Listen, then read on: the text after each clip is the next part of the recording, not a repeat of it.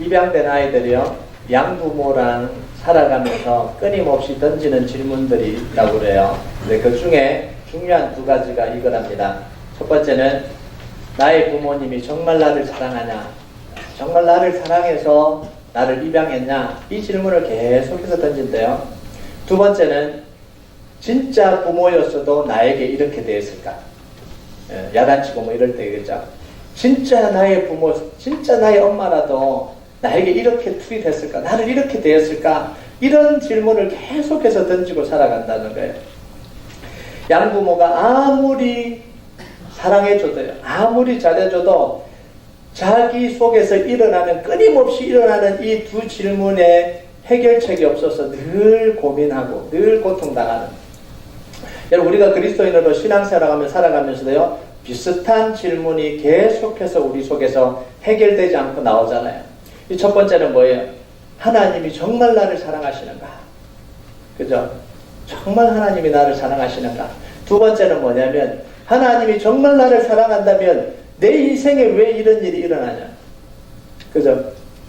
이 좋은 일이 일어날 때는 이런 거 안 하잖아요. 어려움이 생길 때만 하나님이 정말 나를 사랑한다면 왜 나에게 이런 고통을 겪게 하냐는 거예요. 왜 내 인생에 이런 불행을 겪게 만드냐는 거예요.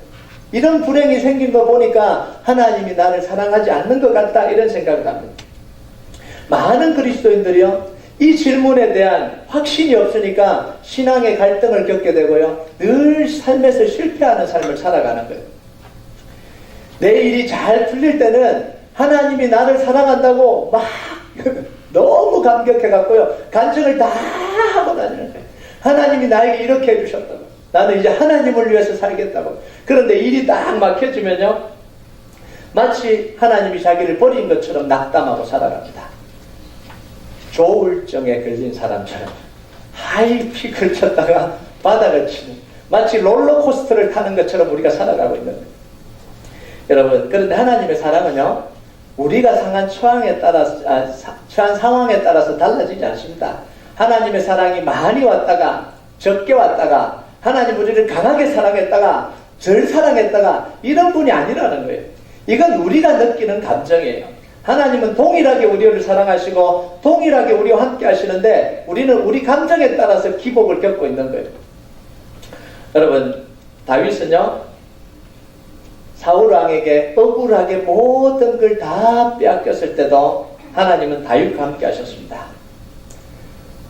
이 골리앗을 죽이고요, 왕의 사위가 되고 이 군대 장관이 되고 승승장구할 때도 하나님은 다윗을 사랑하시고 함께 하셨지만요, 가진 것을 다 빼앗기고 억울하게 모험받아서 광야로 쫓겨난 그 순간에도 하나님은 그 강도로 동일하게 하나님은 사랑하시고 다윗과 함께 하십니다. 그럼 요셉도 마찬가지잖아요.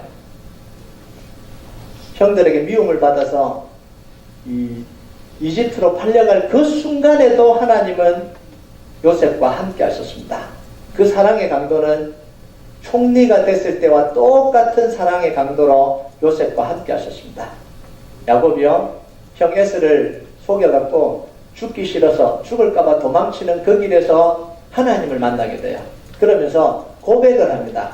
이 고백이 우리 고백과 거의 비슷해요. 무슨 고백을 하냐면 창세기 28장 16절에 보면요, 같이 읽을까요? 시작.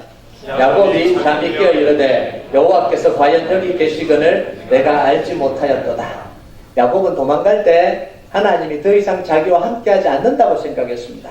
그런데 베델에서 돌베개를 베고 배가 고파서 잠이 와서 쓰러져 자는데 하나님이 나타나시죠.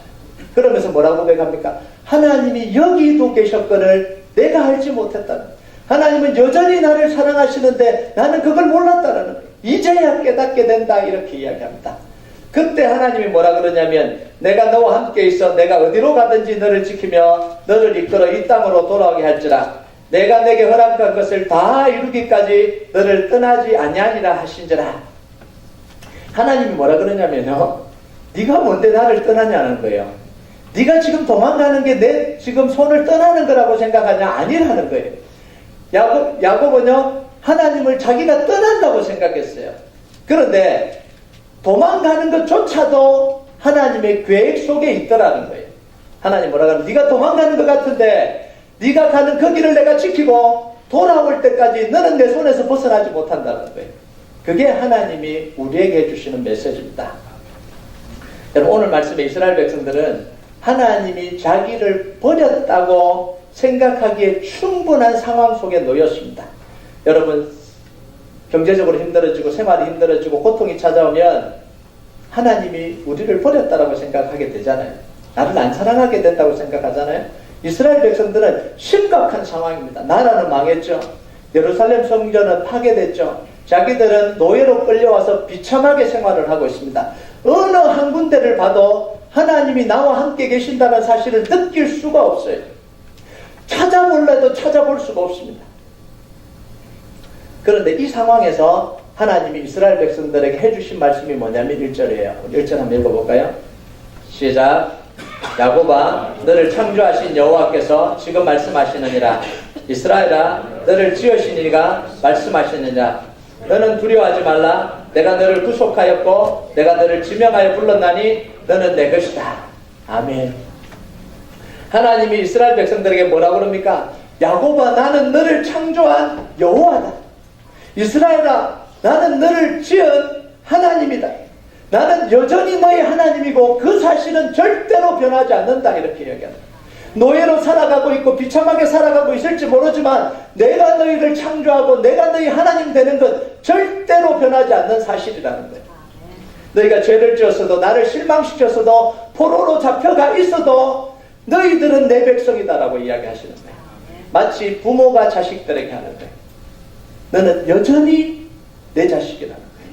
여러분, 부모 중에 죄 지었다고 자식을 버리는 부모 봤습니까? 감옥에 간 순간 끊어버리고 이제 내 자식 아니다 그런 부모 봤어요? 아니. 자기에게 말 안 들었다고 잘못했다고 너는 이제부터 내 자식 아니다 끊어버리는 부모가 있나요? 없습니다. 여전히 내 자식이라는 거예요. 어떤 일을 해도 내 자식이라는 거예요. 여러분, 두려워하지 말라. 내가 너를 구속하였고 내가 너를 지명하여 불렀나니 너는 내 것이다. 이렇게 이야기합니다. 하나님은요, 예수님의 십자가의 보혈로 우리를 구속하시는 분이에요. 한 사람 한 사람을 지명해서 불렀다는 거예요. 뭉태기로 부른 게 아니라 지명해서 부른 거예요. 하나님의 소유, 하나님의 자녀 삼으셨습니다. 여러분, 하나님 우리를 사랑하지 않았다면, 우리를 사랑하지 않는다면 왜 예수님을 십자가에 못 박으셨겠어요? 자기를 너무너무 아끼는 사랑하는 아들을 왜 우리를 위해서 십자가에 못 박으시겠어요? 우리가 마음에 들지 않을 때마다 버리시려면 예수님의 십자가의 핏값으로 우리를 왜 사셨겠어요? 하나님은 우리를 절대로 버리지 않고 절대로 떠나지 않으십니다. 아멘. 그러시려면 아예 예수님을 십자가에 피 흘리지 않게 하셨겠죠. 2절을 보면 내가 물 가운데로 지날 때에 내가 너와 함께 할 것이라. 강을 건널 때에 물이 너를 침몰하지 못할 것이며 내가 불 가운데로 지날 때에 타지도 않을 것이요 불꽃이 너를 사르지도 못하리니. 여기서 물과 불은 하나님의 심판의 도구입니다. 심판의 상징이에요. 노아 시대 때 사람들이 타락했을 때 하나님은 홍수를 보내서 심판하십니다. 물로 심판하십니다. 소돔과 고모라는 하나님이 불로 심판하십니다. 유황불을 내려서 심판하시는 거예요. 말을 듣지 않는 불순종하는 이스라엘 백성들은 바벨론이라는 나라를 통해서 하나님이 심판하신 거예요.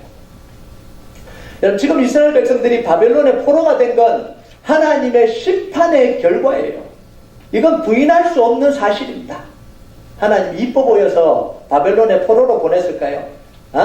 말을 안 들으니까 죄 지으니까 불순종하니까 심판의 결과가 바벨론 포로의 비참한 삶입니다. 이거는 부인할 수 없는 사실이에요. 자, 그런데 하나님이 뭐라 그럽니까? 물 가운데로 지날 때에 함께 할 것이다. 물이 너를 침몰하지 못할 것이다. 불 가운데 지날 때에 타지 않을 것이다. 불이 너를 사르지도 못할 것이다. 여러분, 이 말이 무슨 말이냐면 하나님이 심판 중에도 함께 하신다라는 거예요. 하나님이 이스라엘 백성들에게 이 심판은요, 하나님이 이스라엘 백성들을 버린 증거가 아니에요. 심판 중에도 하나님은 이스라엘 백성들을 사랑하고 계십니다. 여러분, 심판이 사랑입니다.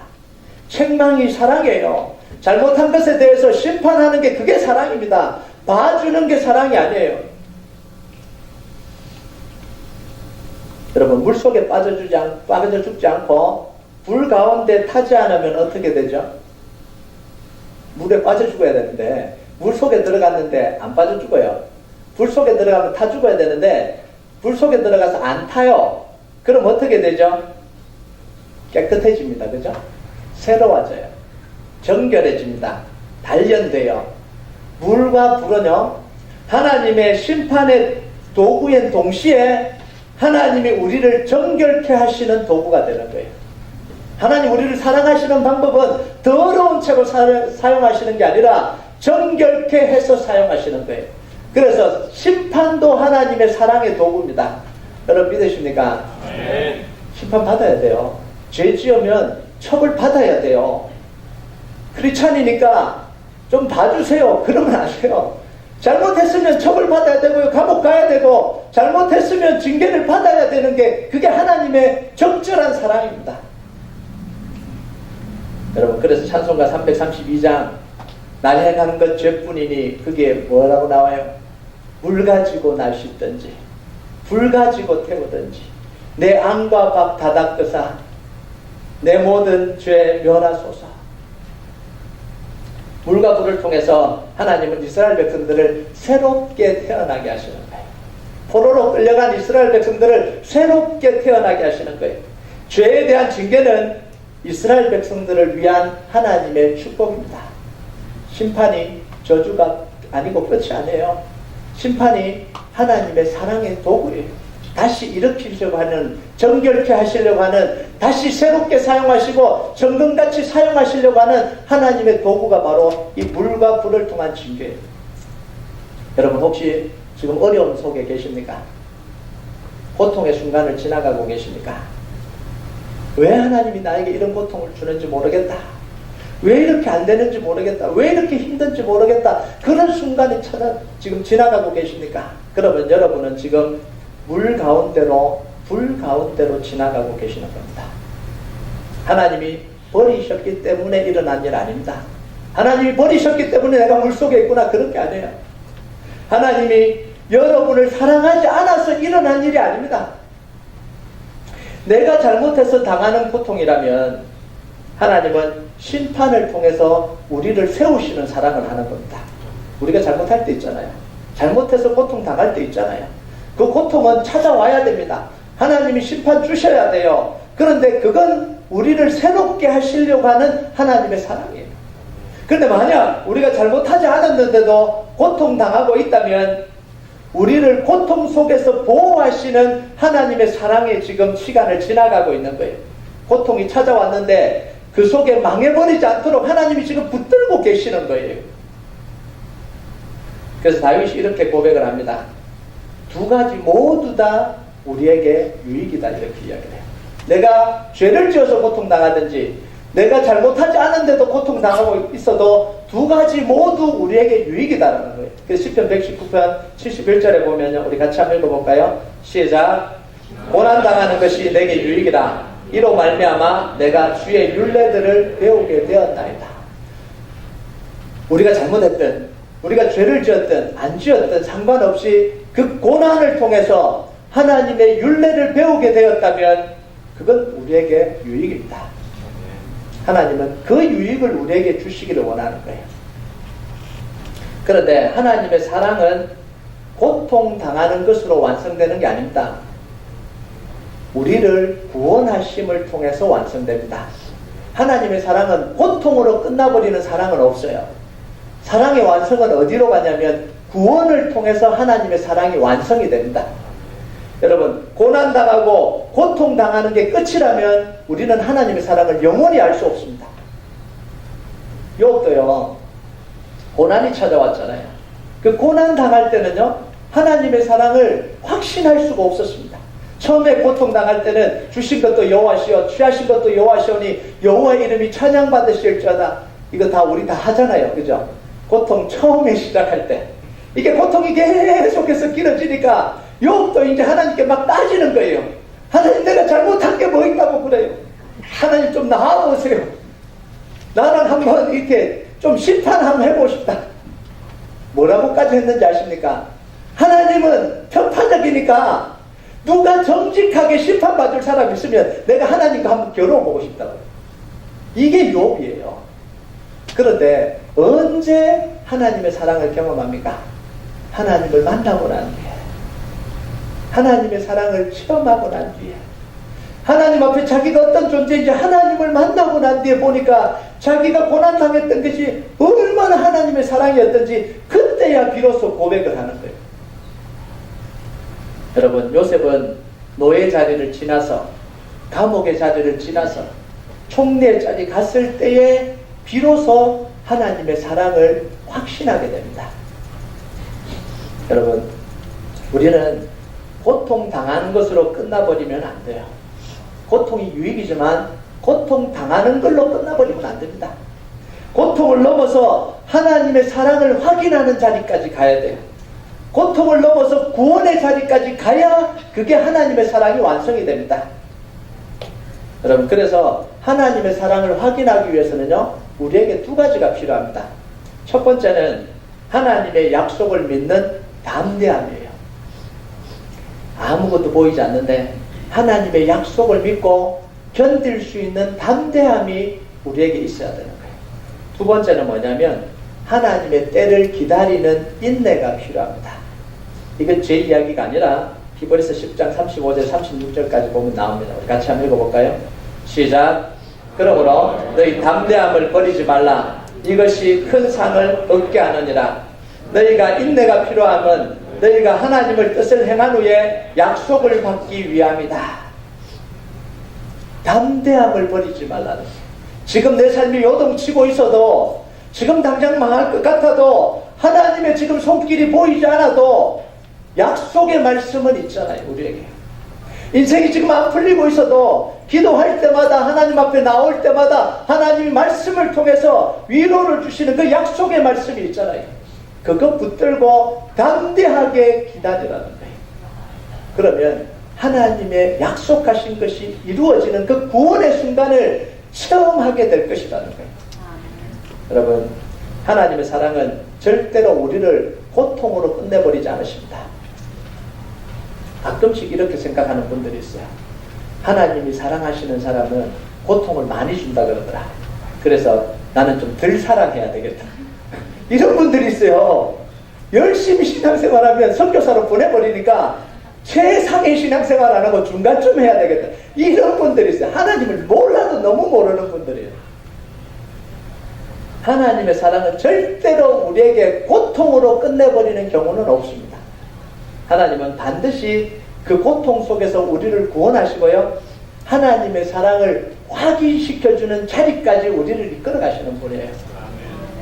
그럼 하나님은 우리를 구원하기 위해서라면요, 어떤 희생도 치르십니다. 어떤 대가를 치러서라도 우리를 구원하시는 분입니다. 그럼 그 하나님의 사랑이 내용이 3절에 나와요. 3절 한번 볼까요? 시작. 대저 나는 여호와 내 하나님이요 이스라엘의 거룩한 이요 내 구원자임이라. 내가 애굽을 너의 속량물로 구스와 스바를 너를 대신하여 주었노라. 하나님이 지금 이스라엘 백성들을 구원하기 위해서 뭘 했다고요? 애굽을 속량물로 구스와 스바를 너를 대신하여 주었다, 이렇게 이야기를 해요. 하나님의 사랑은 무슨 사랑이냐면 내어주는 사랑입니다. 희생하는 사랑이에요. 내어주지 않고 희생하지 않고 사랑이 안 됩니다. 왜냐하면 우리 죄 때문에 그래요. 죄를 지었다는 건요, 빚을 졌다는 겁니다. 우리 죄에 대한 대가를 치르지 않으면 우리는 사랑받을 수 없습니다. 용서받을 수 없어요. 그래서 그 대가를 대신 누군가가 희생해서 치러줘야 됩니다. 그 사랑을 하나님이 하시겠다는 거예요. 여러분, 하나님은 보잘것없는 이스라엘 백성들을 사랑하기 위해서 뭘 내줘요? 애굽과 구스와 스바를 내놓으셨어요. 애굽은 대제국입니다. 구스도 대제국이에요. 스바도 대제국입니다. 하나님은 이 큰 나라를, 보잘것없는 이스라엘 백성들을 사랑하기 위해서 이 큰 것들을 다 내어놓으셨다는 거예요. 여러분, 하나님이 우리를 위해서 내놓으신 제일 큰 게 뭐죠? 예수님의 십자가 아니에요. 4절을 볼까요? 4절 같이 한번 읽어봅시다. 시작. 내가 내 눈에 보배롭고 존귀하며 내가 너를 사랑하였은즉 내가 내 대신 사람들을 내어주며 백성들이 내 생명을 대신하리니. 지금 이건 뭐예요? 대속의 사랑입니다. 대신 죽는 사랑을 하나님이 지금 하고 계신다라는 거예요. 여러분, 우리가 하나님으로부터 받은 사랑은 거저 주어진 게 아닙니다. 다 사랑한다 그러니까 그냥 뭐 싸구려 사랑을 우리가 받았다고 생각해요. 다 사랑하니까. 나오기만 하면 다 사랑하니까.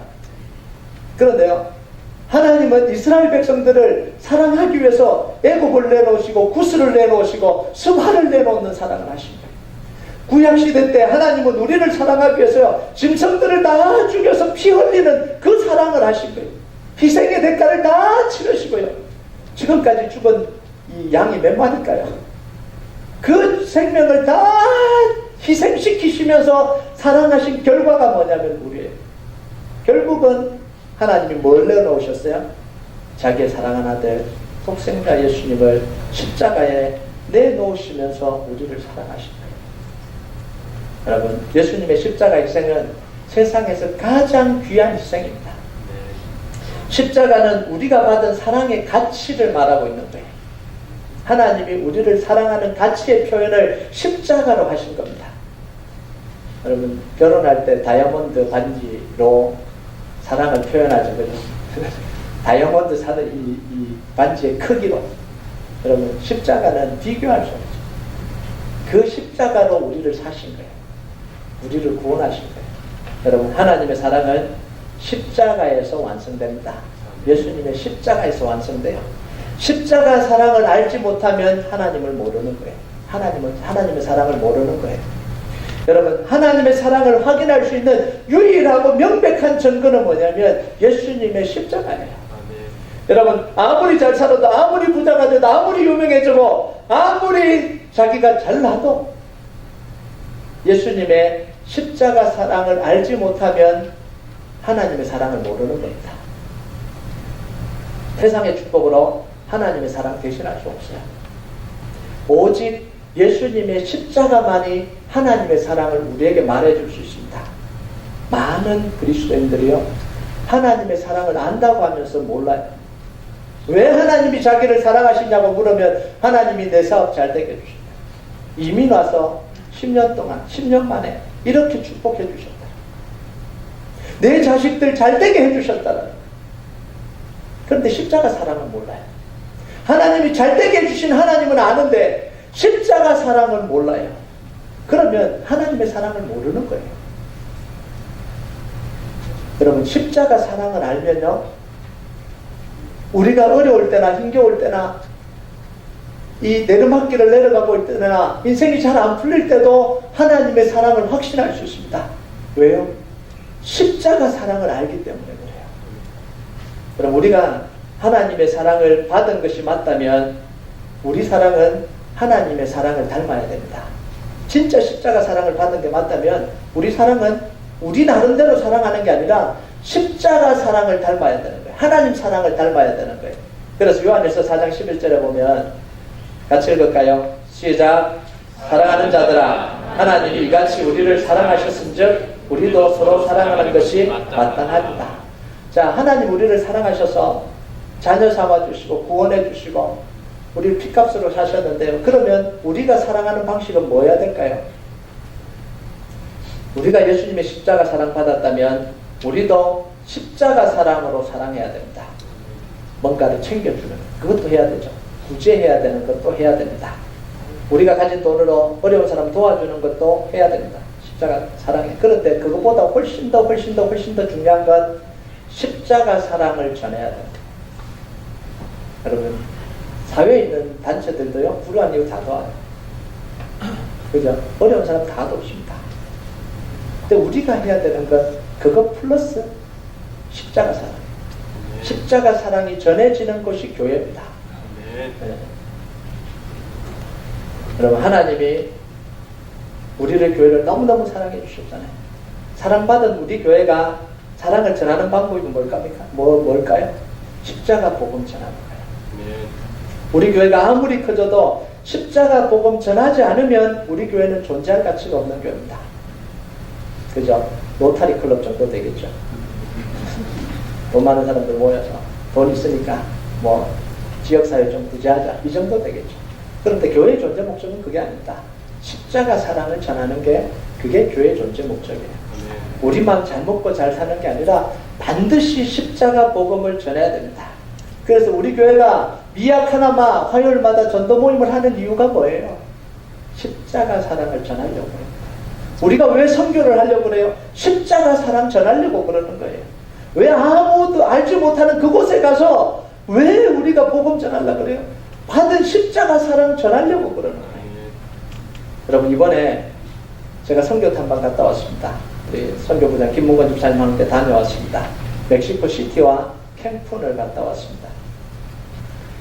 출발하기 전에 두 선교지를 정하고 가서 보고 가장 우리 교회가 가기 적합한 곳으로 가야 되겠다고 생각하고 두 선교지를 정했습니다. 그리고 갔다 와서 평가를 하겠다고 생각하고 두 선교지를 정했어요. 그런데 출발하기 전에 우리는 이미 가야 될 선교지를 마음속으로 정했습니다. 이 우리라는 건 저하고 김문건 집사님입니다. 정하고 출발했습니다. 마음속에 이미 결정을 내리고 출발을 했습니다. 그런데 실제로 가보니까 정반대의 결과가 나온 거예요. 멕시코 시티가 하나님이 우리 교회를 위해서 예비하신 선교지임이 너무나 명백하고 너무나 분명한 거예요. 말도 안 했는데 두 사람이 마음이 일치했습니다. 눈빛만 봐도 그냥 느껴진 거예요. 그냥 하나님 오래전부터 이 선교지를 우리 교회를 위해서 준비했구나. 이게 그냥 확 느껴지는 거예요. 말이 필요 없어요. 우리 교회 선교의 큰 틀은 여러분이 잘 알다시피 1+2 프로젝트입니다. 100만 불을 선교지로 흘려보내고 200개 나라에 선교팀을 파송하는 게 우리 교회 선교의 큰 틀입니다. 근데 그걸 이루기 위해서 세 가지 구체적인 선교 정책이 있습니다. 여러분 꼭 기억하세요. 첫 번째는 남들이 가지 않는 곳으로 가는 겁니다. 이미 다른 교회들이 많이 가고 있는 데는 우리까지 가서 더 붙일 필요 없잖아요. 전혀 가지 않는 그곳으로 가는 게 우리 선교 정책의 첫 번째입니다. 그래서 오클라호마 탈레카도 아무도 가지 않는 곳으로 지금 우리가 6년째 지금 가고 있는 거예요. 두 번째는 뭐냐면 우리가 주도하지 않는 선교입니다. 우리가 주인되지 않는 선교예요. 선교 현장에 있는 원주민들이, 성도들이 주도하고 우리는 철저하게 돕습니다. 철저하게 원주민들, 그 성도들을 존중하는 사역을 합니다. 절대 우리 이름 내지 않습니다. 교회를 짓더라도 우리 교회 이름 박지 않아요. 그냥 그 교회가 세워지도록 물밑에서 늘 섬기다가 때가 되면 더 이상 필요 없으면 그냥 우리는 이름도 없이 그냥 사라지면 됩니다. 그게 우리가 하는 선교 정책이에요. 세 번째는 뭐냐면 라이프타임 선교입니다. 우리가 가고 싶을 때 가고 가기 싫을 때 안 가고 이게 아니라 우리가 경험을 하기 위해서 여러 군데를 돌아다니는 게 아니라 한 군데가 정해졌으면 그들이 필요할 때까지는 계속해서 그 선교지가 온전하게 세워질 때까지는 계속해서 가는 거예요. 더 이상 꼴 보기 싫다 오지 마라 그럴 때까지는 그냥 가서 그냥 섬기고 선교하는 거예요. 그래서 한 지역이 완전히 세워질 때까지 우리는 그 선교를 감당하는 거예요. 여기에 딱 맞는 선교지가 어디냐면 바로 멕시코 시티에 있는 바로 우리가 탐방하는 그 선교지. 정확하게 말하면 멕시코 시티에서 100마일 떨어진 시골 마을입니다. 멕시코 시티에서 차로 한 3분 거리가 아닙니다. 3시간 거리. 자, 운전하시는 분들이랑 지금 이제 혼란스러웠어요. 100마일이면 3시간이 아닌데 제가 운전하면 1시간 20분이면 갑니다. 100마일인데 3시간 걸려요. 그럼 눈치를 챘죠. 하이웨이를 달려가다가 시골길로 갑니다. 시골길로 뭐 시속 10마일로 꼬불길로 내려갑니다. 그래서 오방길로 내려가면 첩첩차 중에 골짜기마다 시골 마을이 있어요. 몇 개의 마을을 지나쳐서 내려가면요, 내려가기 시작하면 이제 읍내 같은 데가 있고요. 그 지나가면 이제 병 같은 데가 있고요. 거기서 더 내려갑니다. 골짜기 더 내려가면 시골 마을이 있어요. 멕시코 시티가 해발 한 2000m 되고요. 그래서 시원해요, 멕시코 시티는. 근데 우리 선교지는 해발 200m 있습니다. 계속해서 내려가요. 계속해서 내려가서 그 마을에 딱 도달하면요, 그 마을이 뭐냐면 빠뜰라라는 마을입니다. 빠뜰라. 이 마을에 몇 명이 모여 사냐면 5,000명이 모여 살아요. 아무도 안 놀라시네요.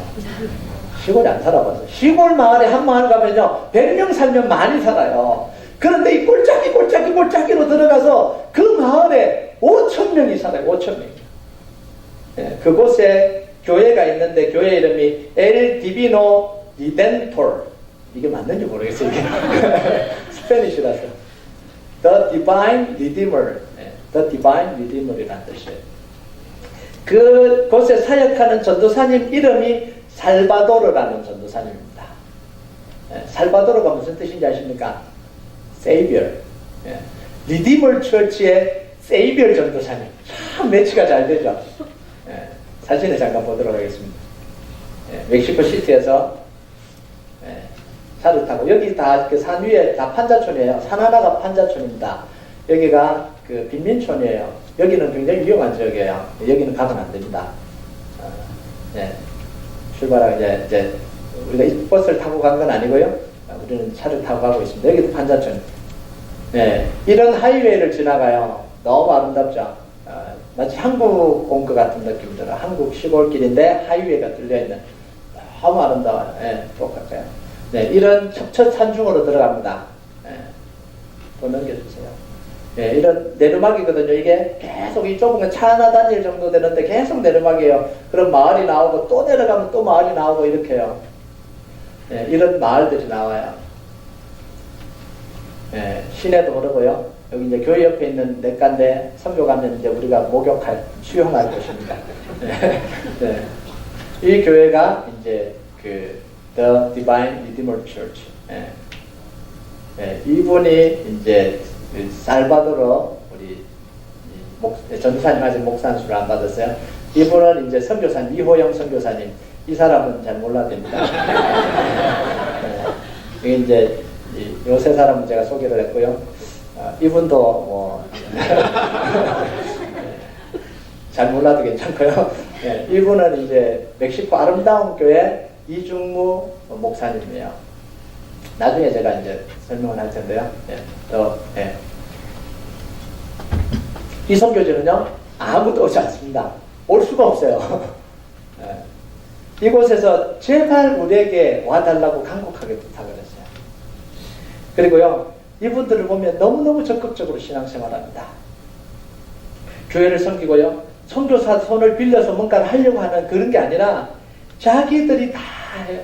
자기들이 조금 이렇게 헌금된 거 가지고 다 하고 그 뭐 도와달라고 안 하고 그러고 있으면 이제 선교사한테 안쓰러워서 도와줘. 이런 상황이에요. 지금 저 교회도요 자기들이 할 수 있을 만큼 요만큼 이 강대상 크기도 안 되는 요 강대상 한 크기 정도 안 되겠네. 안 되는 거기다가 1층으로 막 시멘트 발라서 지어놓은 그 교회를 이제 선교사님이 도와서 우리 본당만큼이 확장을 시켰어요. 선교사님도 돕고 그 이제 CS도 돕고 2층으로 올려서 어린이 아이들 교육하는 곳을 공간으로도 사용하고요. 잘 지어놨어요. 거기서 이제 우리 선교팀이 머물게 되는데 에어컨은 없습니다. 거기도 이제 우리가 실제적으로 이제 선교를 하게 되는 거예요. 근데 이 살바도르 전도사님이요 참 귀한 분이에요. 선교사님들에게 이 현지 있는 목사님들이 늘 도와달라고 이렇게 하거든요. 이게 뭘 도와줄까 그러니까 자기는 물질로 돕지 안 도와도 된대요. 자기에게 목회자가 되게 가르쳐달라는 거예요. 진짜 이렇게 어떻게 목회를 해야 되는지 그걸 가르쳐달라는 거예요. 그리고 자기에게 예수님을 가르쳐달라는 거예요. 그래야 자기가 이게 복음을 전할 수 있으니까 돈으로 도와주는 게 아니라 자기를 훈련시켜주고 자기를 가르쳐달라는 거예요. 얼마나 귀한지 몰라요. 이분이 한쪽 눈이 실명이 됐어요. 한쪽 눈이 완전히 상해서 안 보여요. 근데 우리가 가기 바로 이틀 전인가 이쪽이 인펙션이 돼서 이쪽 눈도 멀었어요. 수술을 한 번 했는데 아직 이게 안 보여요. 한 번 더 수술해야 된다 그러더라고요. 그럼에도 불구하고요 얼마나 믿음으로 사는지 몰라요. 그래서 이제 좀 또 사진을 또 봐야 됩니다. 예. 저희가 가서 융성한 대접을 받았습니다. 예. 우리는 이제 차 타고 가면서 거기서 이제 막 점심을 대접한다고 준비하고 있다 그래서 한 상 푹 나올 줄 알았지. 근데 요 국 하나, 요 국 하나, 요 또띠라입니까? 하고 이제 빈 요렇게 이제 3개가 이렇게 나왔어요. 제가 음식에 대해서 굉장히 예민합니다. 선교지를 굉장히 가기 힘들어요. 그래서 이번에 들어갈 때도 엄청나게 긴장을 하고 갔는데, 그래서 한 숟갈 뜨는데 막 온몸이 그냥 막 긴장이 되는 거예요. 먹는 순간 몸이 싹 풀어져 너무 맛있는 거예요. 선교지 가서 2그릇 먹었습니다. 이 육개장 같은 이 국물 안에 이 돼지고기가 이게 기가 막힌 거예요. 네. 드시려면 같이 가시면 됩니다. 네. 이렇게 맛있는 걸 먹어본 적이 없어요. 이렇게 여기서 대접을 해주는데 넘겨주세요. 네, 예배도 드리고요. 네, 우리 예배 드리고요. 네, 또 넘겨주세요. 말씀도 전하고 네, 축구하고 같이 이제 예배 드렸는데요. 이분들은 예배 시간이 있어서 모이는 게 아니에요. 간다 모여라 그러면 언제든지 모이는 거예요. 언제든지 모여요. 우리가 이제 몇 시까지 가겠다고 정해놨는데 우리가 굉장히 늦어졌어요. 멕시코 시티 안에 트래픽이 너무 심해서 뭐 차선도 없더라고요. 가는데. 예, 그래서 이제 늦게 갔는데 한 1시간, 2시간 늦게 갔어요. 근데 기다리고 있어요. 도착하자마자 예배를 드려야 되잖아요. 늦었다고 밥을 먹자요. 그 밥을 먼저 먹는데 그때까지 또 기다리고 있는 거예요. 그리고 예배 드린 거예요. 근데 저분들이 예배를 드리면 찬송만 1시간 30분이에요. 뭐 악기도 없어요. 기타 하나 들고 드럼도 없어요. 이런 이 나무통을 밑에 깔고 앉아서 이렇게 치는 거 그거 하나하고 2개를 하는데 악보도 없어요. 콘티도 없어요. 그냥 시작하면 1시간 반이에요. 우리가 갔을 때는 시간이 없어서 짧게. 그래서 이제 저는 이제 이 상황을 모르고 바로 설교를 하려고 그랬어요. 그런데 찬양을 조금 한대요. 그래서 이제 찬양을 한두 곡 하고 끝나겠구나 이렇게 생각을 했어요. 그래서 준비를 하고 있었죠. 첫 곡 끝났고 이제 2곡 했으니까 이제 끝나겠구나 하고 했는데 그때부터 30분을 하는 거예요. 그 다음에 이게 이제 전도사님이 이제 답답하니까 찬양 인도자 보고 그만하라고 이제 했어요. 알겠대요. 이제 끝나겠구나 그랬어요. 그리고 3곡을 다 하더라고요. 이게 뭐이면 그냥 1시간 30분이에요. 그 예배 드리면 3시간이 기본이에요. 그래서 끝나고 나니까 오늘 예배가 은혜스러웠습니다. 이렇게 이야기하는 게 아니고 오늘 예배는 너무 짧았습니다. 이렇게 이야기하는 거예요. 근데요, 이분이요, 이 살바도르 전사님이 이 마을뿐만 아니라 옆에 마을에도 또 전도하고 교회를 세웁니다. 그 마을에는 인구가 몇인지 아십니까? 2,000명. 이 주로 몇천 명도 아니에요.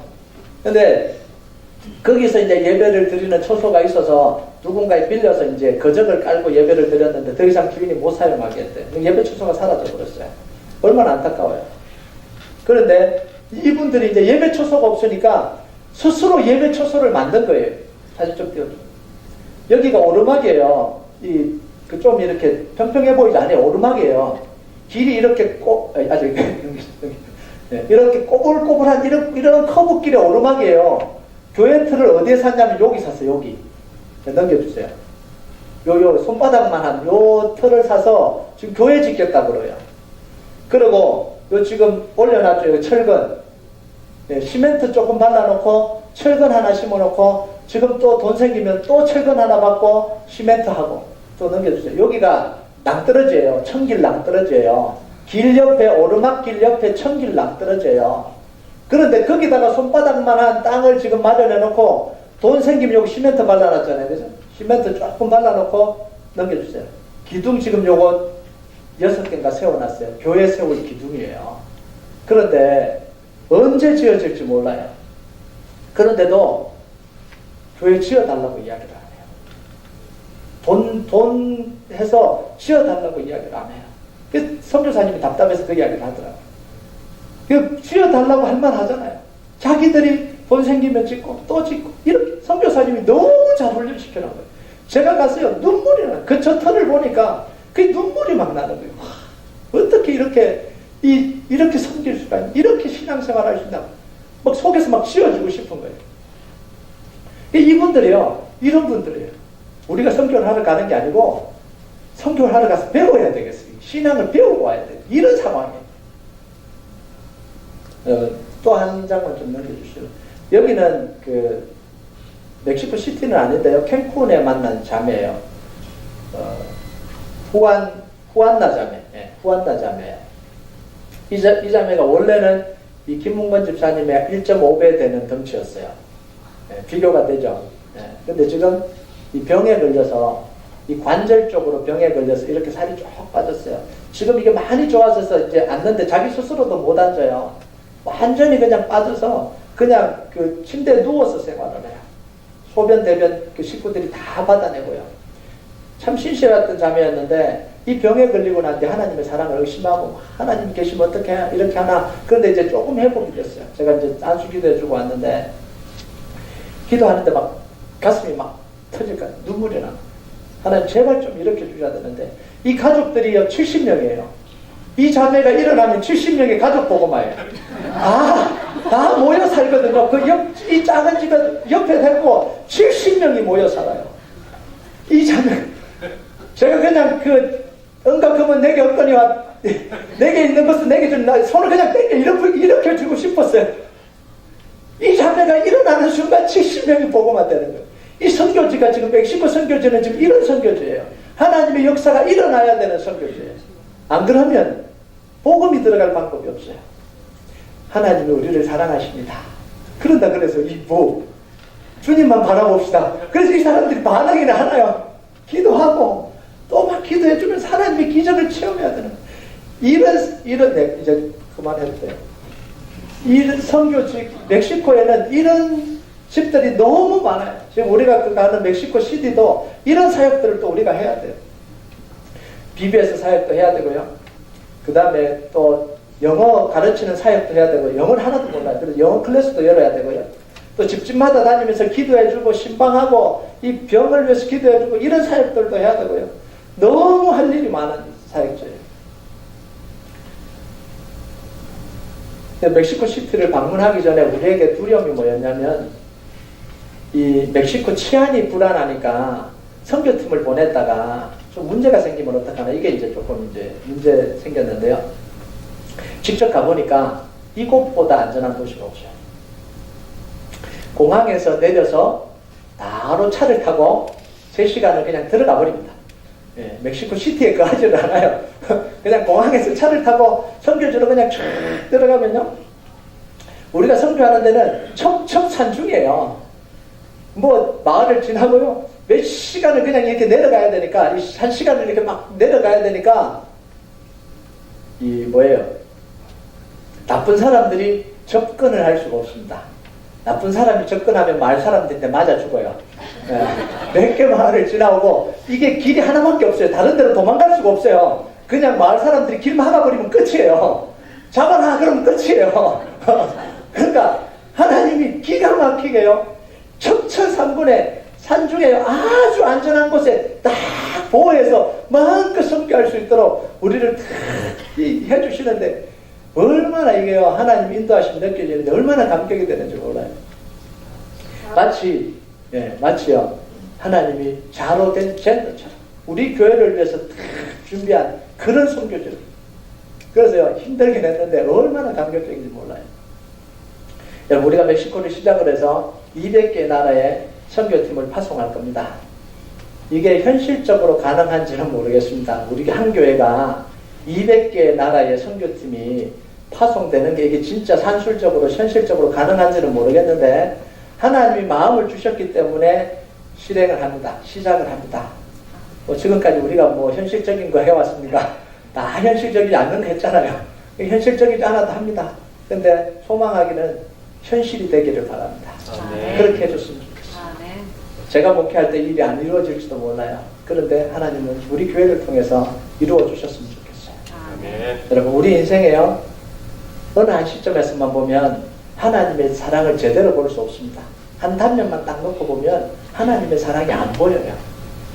우리의 하나님의 사랑은 하나님의 영원한 계획 안에서 봐야 하나님의 사랑이 제대로 보입니다. 요셉이 형들에게 팔릴 순간 하나님 자기를 버렸다고 생각하지 않겠어요? 왜 형들의 손에서 나를 안 구해주셨을까? 그때만 보면 이집트로 팔려 끌려가는 순간까지 이집트로 가면 죽는다 이 생각을 하지 않았겠습니까? 자, 그런데 이집트에 가보니까 하나님의 계획이 보인다. 하나님이 자신과 함께함을 확신하게 됩니다. 총리가 되고 나니까 하나님의 사랑과 완전한 계획을 보게 됩니다. 그러면서 고백한 말이 창세기 45장 7절 8절이잖아요. 같이 한번 읽어볼까요? 시작. 하나님이 큰 구원으로 당신들의 생명을 보존하고 당신들의 후손을 세상에 두시려고 나를 당신들보다 먼저 보내셨나니 그런즉 나를 이리로 보낸 이는 당신들이 아니요 하나님이시라. 하나님이 나를 바로에게 아버지로 삼으시고 그 온 집의 주로 삼으시며 애굽 온 땅의 통치자로 삼으셨나이다. 여러분 기가 막히잖아요. 형들에게 팔려갈 때 이 고백이 하나님의 사랑이 보였나요? 안 보였어요. 총리가 되고 나니까 팔린 순간부터 그때까지 하나님이 역사하신 하나님의 사랑이 통째로 보이기 시작한 거예요. 그러니까 하나님의 사랑을 고백하는 거예요. 여러분 2015년도에 우리 교회 상황, 2015년의 상황만 보면 하나님이 함께 하시는 게 맞나 이 생각이 들 정도로 우리 교회가 힘들었잖아요. 저는 죽도록 힘들었습니다.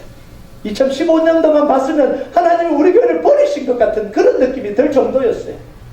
그런데 2016년과 17년을 지나오면서 하나님이 우리 교회를 얼마나 사랑하셨는지 우리가 몸으로 다 체험했잖아요. 기적으로 다 맛봤잖아요. 그러면서 2015년이 해석이 되잖아요. 아, 하나님이 우리를 이렇게 세우시려고 불같이 연단하셨구나. 물같이 연단하셨구나. 그때가 우리가 믿음으로 붙들고 있었으니까 이때까지 온 거 아닙니까? 여러분, 하나님은 우리를 단기간 인도하고 끝내시는 분이 아니에요. 영원 속에서 우리를 지금 인도해 가고 계시는 거예요. 지금 힘들다고 여러분 하나님의 사랑 의심하지 마십시오. 지금 고난 당한다고 하나님이 함께 하심을 의심하지 마세요. 여전히 하나님은 여러분과 함께 하십니다. 여러분 7절을 마지막으로 봅시다. 7절 시작. 내 이름으로 불려지는 모든 자 곧 내가 내 영광을 위하여 창조한 자를 오게 하라. 그를 내가 지었고 그를 내가 만들었느니라. 하나님 뭐라고 이야기하냐면 내가 너를 지었다. 내가 너를 만들었다. 나는 절대 포기하지 않는다라는 거예요. 포로로 끌려가서 비참하게 살고 있는데도 불구하고 내가 나를 지었다. 내가 너를 지었고 내가 너를 만들었고 절대 포기하지 않는다. 북쪽을 향해서 내놔라라고 이야기합니다. 내 백성을 내놔라라고 이야기해요. 남쪽을 향해서 가두지 말라는 거예요. 그러면서 내 백성이다라고 이야기합니다. 여러분, 하나님은 하나님의 계획과 사랑을 믿고 기다리고 담대하게 하나님의 약속을 믿는 그 사람을 반드시 구원하십니다. 아멘. 여러분, 오늘도요 하나님의 사랑을 확신하고 여러분 속에 다가오는 모든 어려움과 시련을 믿음으로 이겨가는 축복이 있길 주님의 이름으로 축복합니다. 우리 같이 찬양합시다. 우리가 걸어갈 때요, 우리 인생이 잘 될 때는 문제가 없는데 우리 인생이 꼬이거나 힘들거나 고통스러우면 주님의 손이 보이지 않아요. 하나님 나를 버리신 거 아닐까 이런 생각이 들어요. 하나님 더 이상 나를 사랑하지 않느냐 이런 생각이 듭니다. 그런데 우리가 아는 것은 하나님이 나를 창조하셨고 나를 지으셨고 나를 지명하여 부르셨고 우리를 위해서 예수님을 십자가에 매다셨고 그 사랑을 완성하실 분이라는 거예요. 오늘 우리가 이 찬양 고백합시다. 주님, 내가 힘들지만 믿음으로 고백합니다. 내가 주님의 손에서 정금같이 되어나오길 원합니다. 이 시간 우리 같이 고백하며 찬양합시다. 주가 보이신 생명의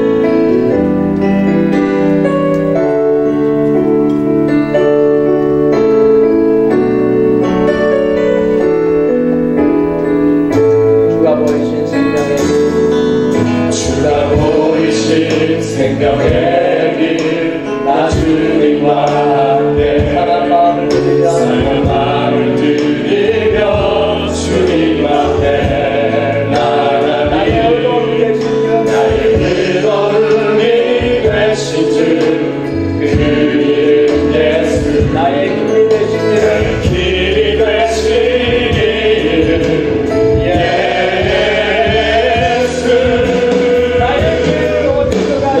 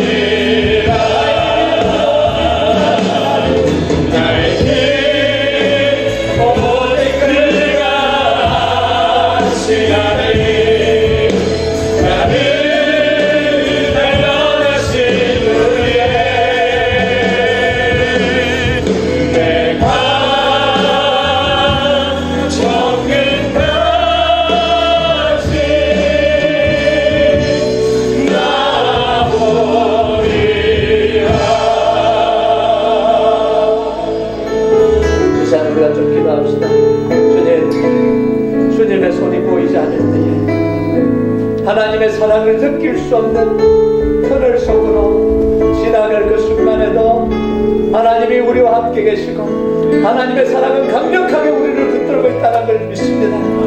주님 말씀을 붙드는 담대함 주시고 인내할 수 있는 은혜 주셔서 기필코 하나님의 구원 하나님의 사랑을 체험할 수 있게 해주시옵소서. 그래서 하나님의 뜻을 이루는 삶 살아가게 해주시옵소서. 이 시간 우리 같이 기도하도록 하겠습니다. 아버지 하나님